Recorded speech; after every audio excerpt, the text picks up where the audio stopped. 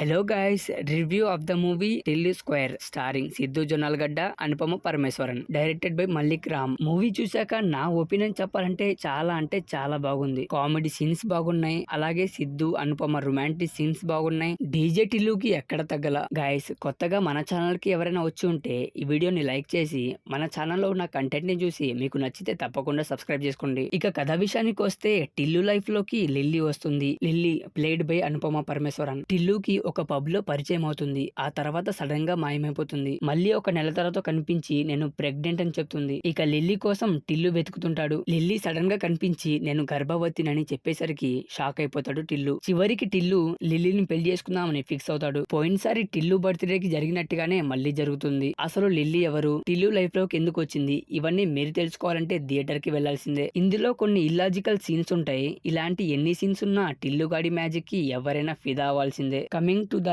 Actors performance, Siddhu Jonnalagadda చించి పడేసిండు భయ్య. వేరే లెవెల్ పర్ఫార్మెన్స్ అంతే. ఆ డైలాగ్స్ కానీ ఆ యాటిట్యూడ్ కానీ ఆడియన్స్ కి బాగా కనెక్ట్ అవుతాడు. అనుపమ పరమేశ్వరన్, ఈ సినిమాలో అనుపమ క్యారెక్టర్ చాలా కొత్తగా డిఫరెంట్ గా ఉంటుంది. అండ్ మురళీ శర్మ, మురళీధర్ గౌడ్, నరసింహారావు గారు వాళ్ళకి ఇచ్చిన రోల్స్ లో వాళ్ళు బాగా చేశారు. అండ్ మ్యూజిక్ బై రామ్ మిరియాల. సాంగ్స్ అయితే చాలా బాగున్నాయి. ఓవరాల్ గా టిల్లు స్క్వేర్ చాలా బాగుంది. బ్యాక్గ్రౌండ్ స్కోర్ కూడా చాలా బాగుంది. సో గైస్, ఈ సినిమాకి నా రేటింగ్ 3 పాయింట్. సినిమా చూసిన వాళ్ళు ఉంటే మీకు ఎలా అనిపించిందో కింద ఖచ్చితంగా కామెంట్ చేయండి. అలాగే సబ్స్క్రైబ్ చేసుకోవడం మర్చిపోమాకండే.